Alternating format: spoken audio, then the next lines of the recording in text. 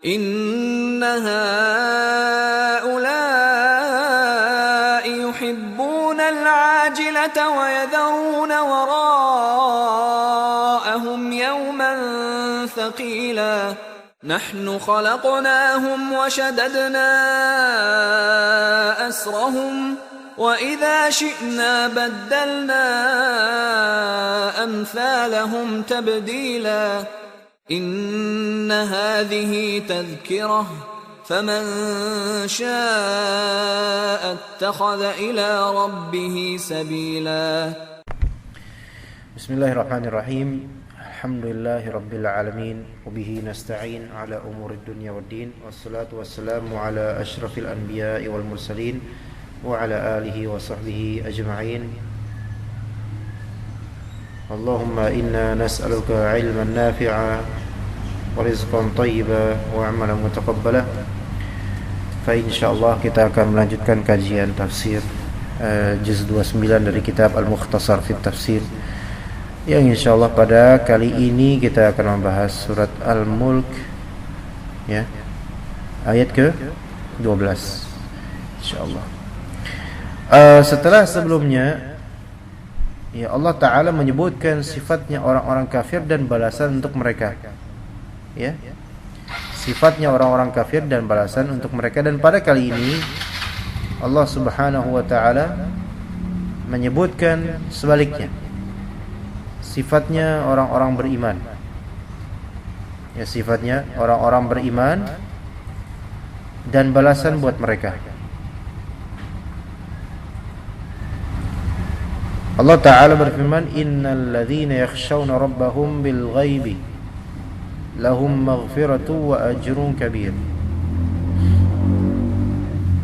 2223. Innal ladzina yakhshawna rabbahum bil ghaibi lahum maghfiratu wa ajrun kabir. Kata Allah Azza wa Jalla, yang maknanya di sini kita terjemahkan dulu.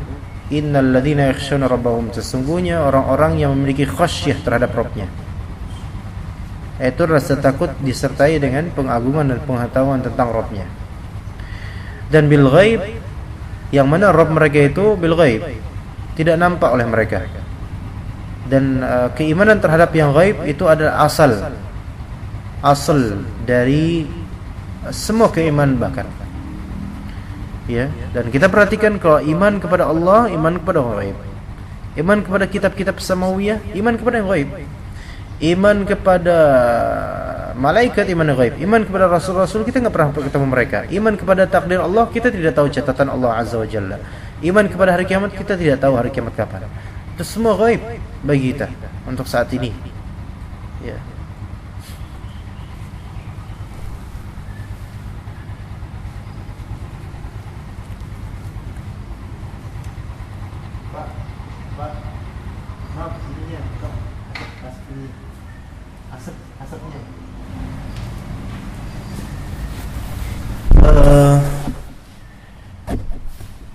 Takut kepada Rabb-nya yang mana tidak tampak oleh mereka.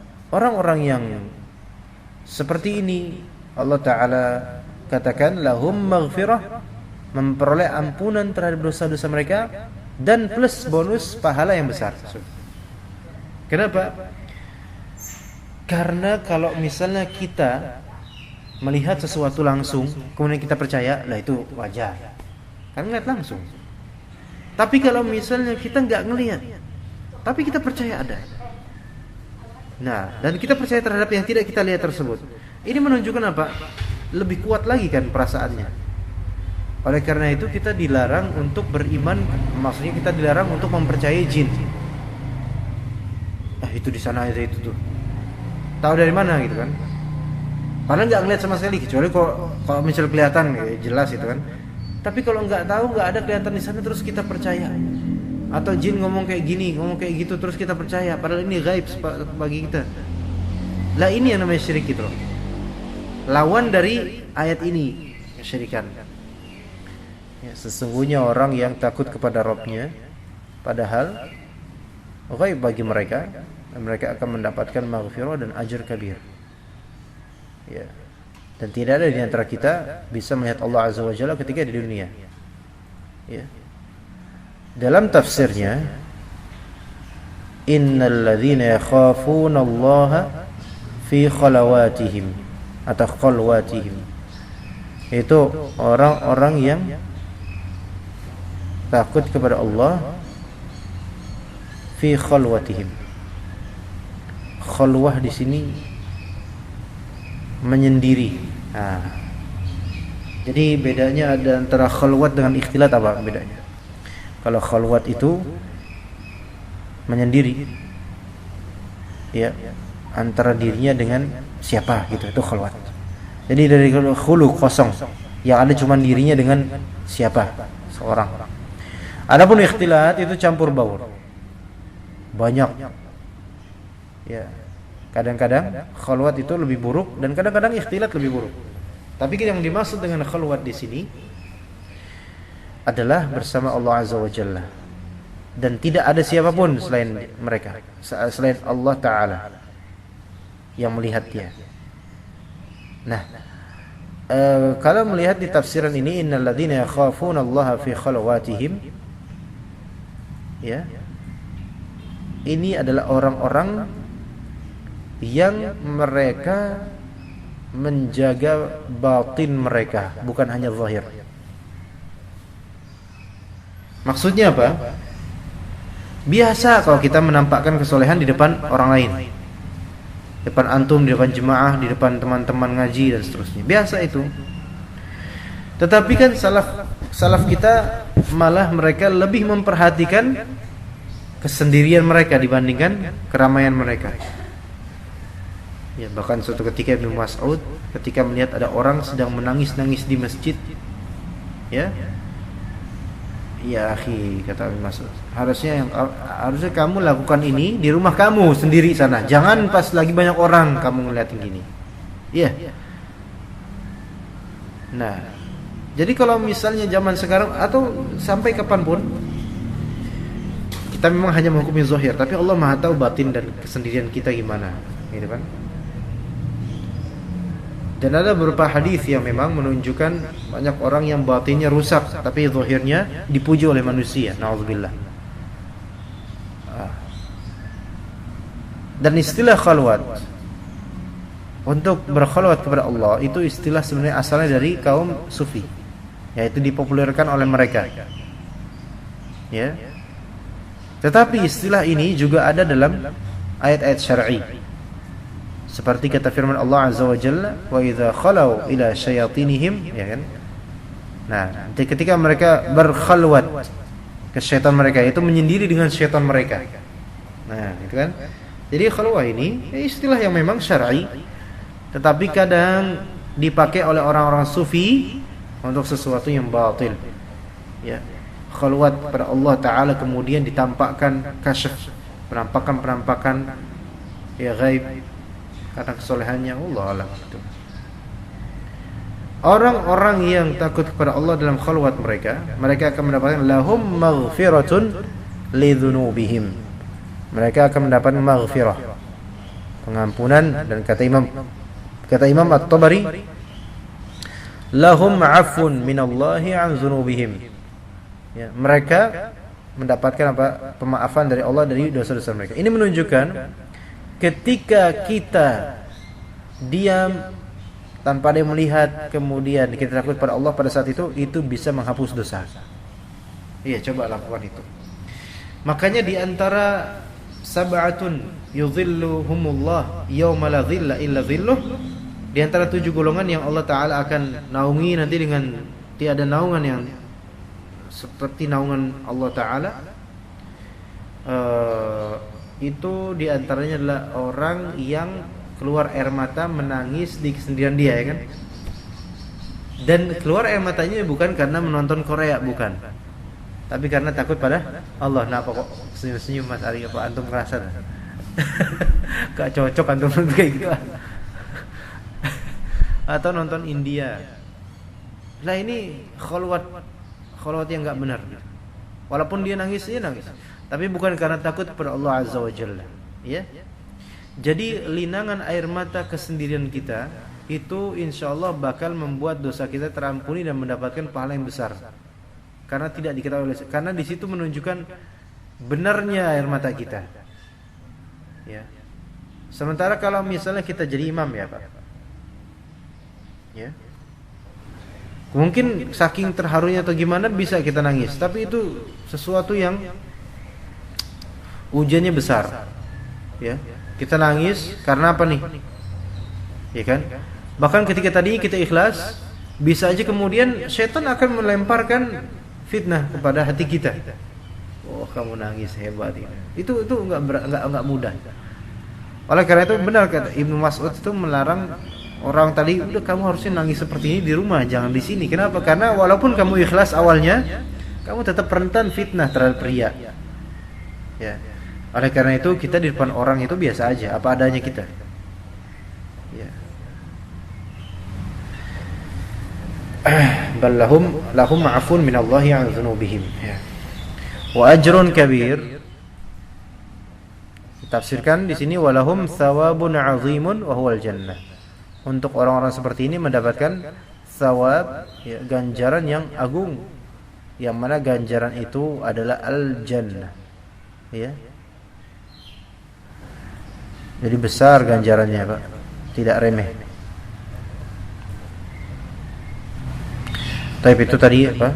Innal ladzina yakhshawna rabbahum bil ghaibi lahum maghfiratu wa ajrun kabir. Sebentar dulu. Ayat juz 21.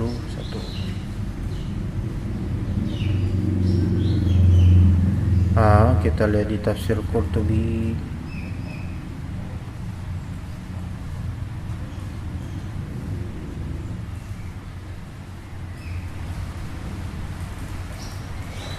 Iya, wa ajrun kabir, kemudian nanti ada wa asirru qawlakum aw ijharu bihi.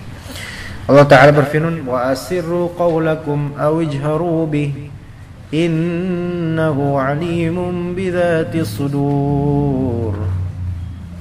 Wa asirru qawlakum, dan sembunyikanlah, rahasiakanlah qawlakum, perkataan kalian, aw ijharu bihi, atau lahirkanlah, maksudnya keraskanlah, silakan rahasiakan diam-diam, perlahan-lahan, pelan-pelan, dan silakan dijaharkan, dibesar-besarkan.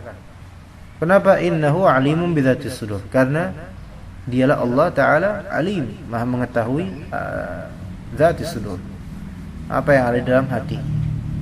Ya. Kata Imam Al-Qurtubi di sini, perhatikan, lafzul amr. Ya tidak, asirru itu fi'il amr bukan? Fi'il amr. Yang artinya sembunyikanlah. Dan ijharu fi'il amr. Nyatakanlah, lahirkanlah, jelaskanlah. Wal muradu bihi al-khabar. Tetapi yang dimaksud dengan kalimat ini adalah al-khabar, bukan amr. Bisa paham atau tidak? Belum paham. Di sini lihat asirru dan ijharu fi'il amr bukan? Ketika fi'il amr perintah kan ya? Perintah itu khabar atau bukan? Bukan khabar. Perintah, order gitu kan? Command. Misalnya Ana bilang ke Mas Ari, Mas, pergi antum. Pergi. Ini antum pahami itu khobar bukan? Bahwa saya antum pergi, bukan khobar, tapi apa? Perintah. Perintah itu bukan khobar, ya kan? Tetapi makna di sini bukanlah perintah. Allah tidak memerintahkan untuk ini, untuk itu, bukan. Allah tidak memerintahkan, ayo sembunyikan, ayo jaharkan, nyatakan, enggak. Tapi ini adalah khabar yang maknanya jika kalian sembunyikan perkataan kalian ataupun kalian nyatakan perkataan kalian, sesungguhnya Allah Maha mengetahui segala isi hati. Bisa paham enggak di sini? Khabar. Jadi bukan perintah, walaupun zahirnya perintah. Lafalnya dengan kalimat perintah. Iya. mulai paham atau belum? Gimana, Mas? Belum? Hah? Hah? Coba antum lihat contoh lain di surat At-Tur ayat 16. Bisa lihat juz 27. At-Tur ayat 16.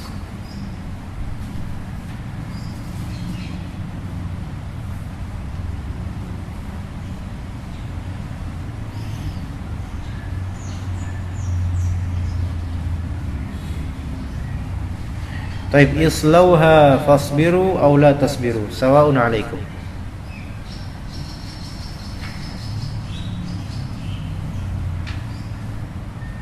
Taib islauha ayat ke-16 At-Tur.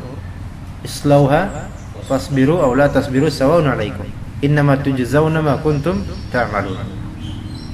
Islauha artinya apa? Ha di sini jahannam, neraka jahannam, api neraka. Islau ini fi'il amr bukan? Fi'il amr. Artinya apa? Masuklah kamu ke neraka. Atau dalam arti lain sala yasli artinya merasakan panas. Apa arti islauha di sini berarti? Rasa no gitu loh. Taib. Apakah Allah Ta'ala berarti memerintahkan orang-orang kafir untuk merasakan?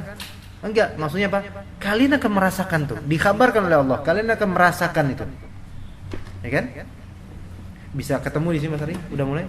Nah, kemudian kata Allah, fasbiru aw la tasbiru sawa'un 'alaikum.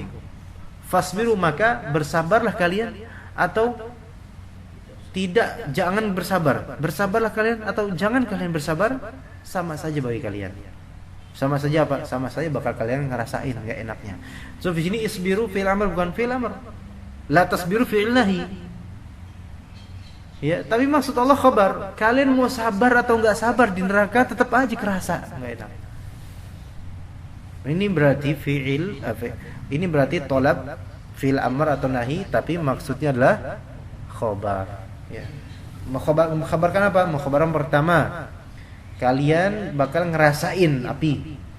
Khabar kedua, kalian mau sabar kek, mau enggak sabar kek, tetap aja sakit gitu. Ya. Bisa difahami, Mas Ari? Ya, alhamdulillah kok clear.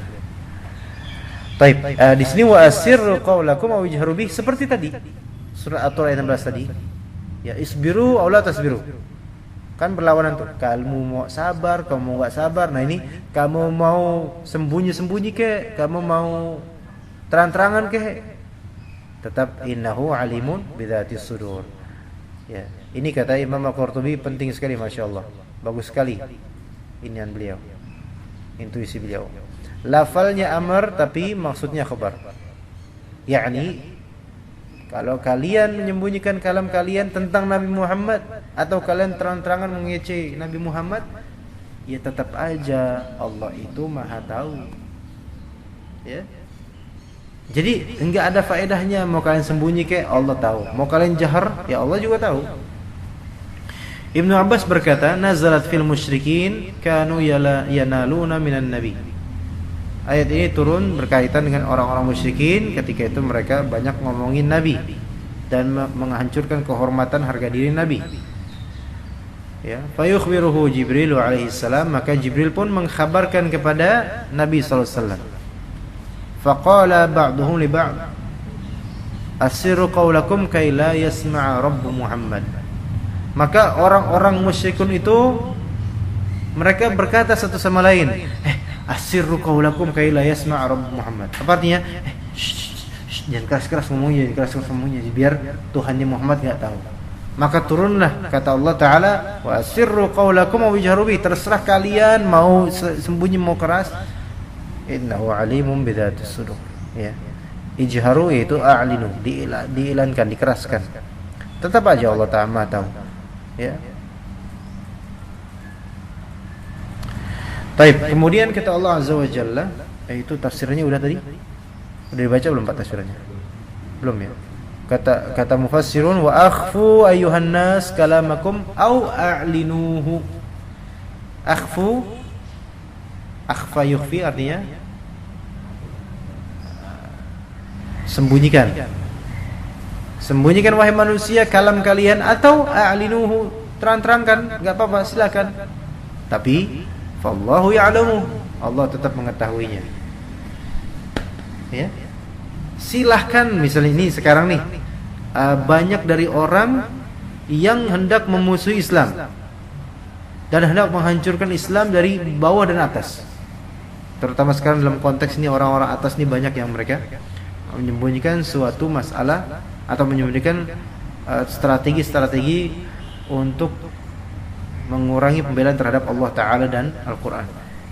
Terserah, silahkan lakukan itu, sembunyikan atau gegerkan di media, silahkan. Tetapi Allah Maha tahu terhadap semua makar. Wa makaru wa makarallah wallahu khairul makirin. Mereka silakan membuat makar, silakan. Tapi Allah Ta'ala sebaik-baik pembuat makar. Enggak ada apa-apanya mereka.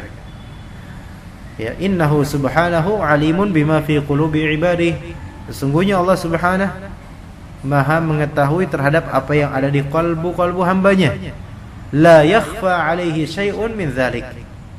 Tidak tersembunyi sedikit pun dari itu. Enggak ada yang tersembunyi.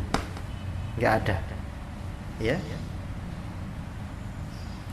Kemudian kata Allah Azza wa Jalla di ayat ke-14, ala ya'lamu man khalaqa wa huwa al-latiful khabir.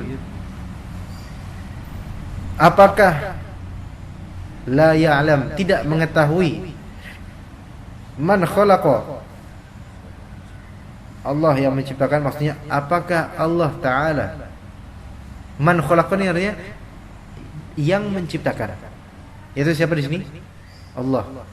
Maksudnya berarti ala ya'lamullah gitu. Apakah Allah tidak tahu? Mana bisa Allah tidak tahu, ya kan?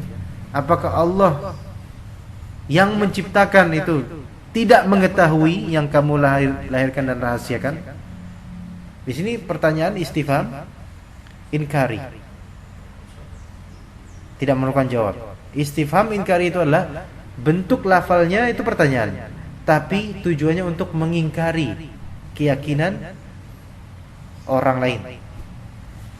Karena orang-orang musyrikin ini mereka berkeyakinan, jangan kasar ngomongnya, biar Robnya Muhammad nggak tahu, biar Tuhannya Muhammad nggak tahu.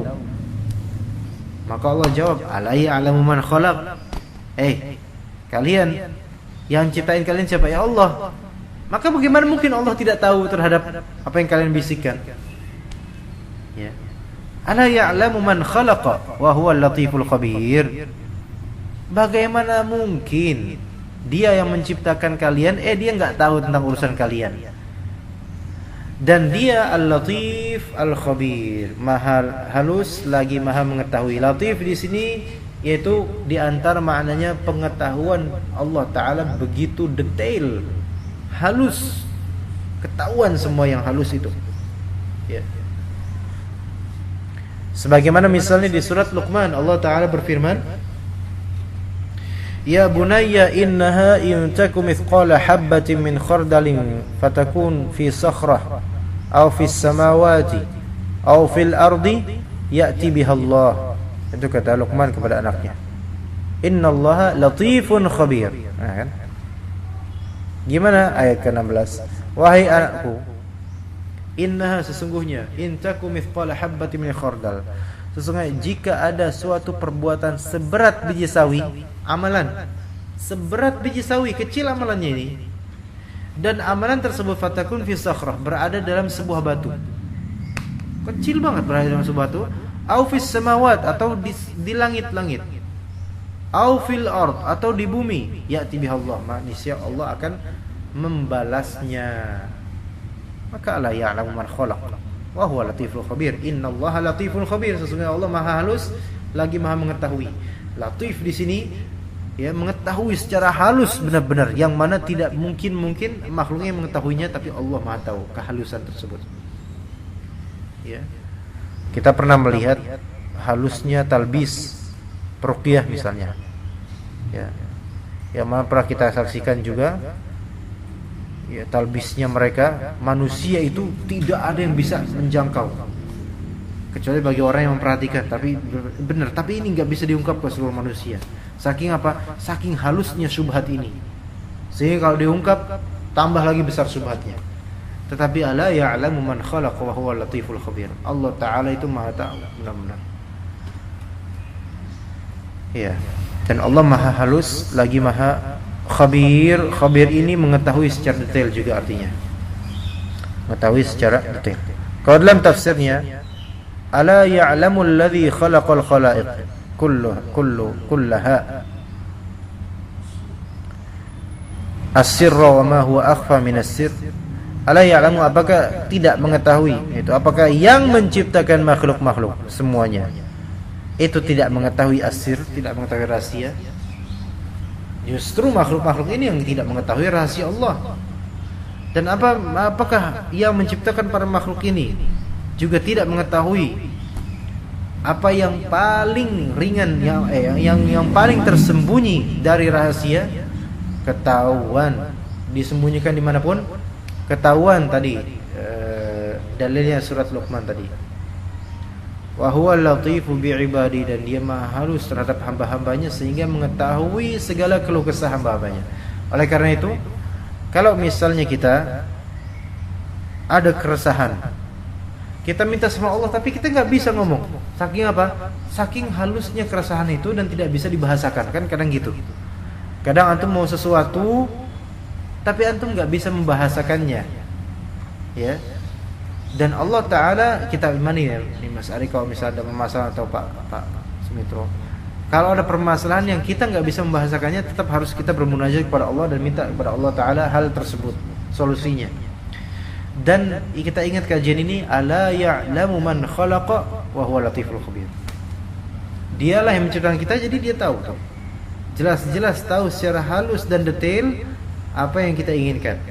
Ya, kita imani ayat-ayat ini, sembari kita amalkan insyaallah di salat kita atau di doa kita. Wa huwal latifu bi'ibadihi, dan dia maha halus terhadap hamba-hambanya, al-khabir bi umurihim, dan maha tahu secara detail terhadap perkara-perkara makhluk atau hamba-hambanya. La yakhfa 'alaihi minha syai', tidak sama sekali tersembunyi atasnya sesuatu apapun. Gak ada yang tersembunyi, semuanya jelas bagi Allah Ta'ala.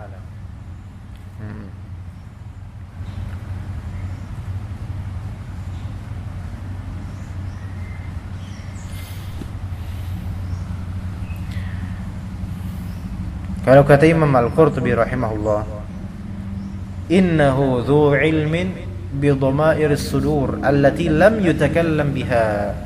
Allah Subhanahu wa Ta'ala memiliki ilmu, memiliki pengetahuan bi dhamair as-sudur, terhadap yang paling tersembunyi di dalam dada, allati lam yutakallam biha, yang belum pernah diomongin, baru segelintir pikiran sedikit di qalbu. Allah Maha tahu. Ini harus kita imani, Pak. Ya jangan ini apa? Jangan kira, maksudnya jangan remehkan lah. Karena tidak sedikit orang salah dalam memahami.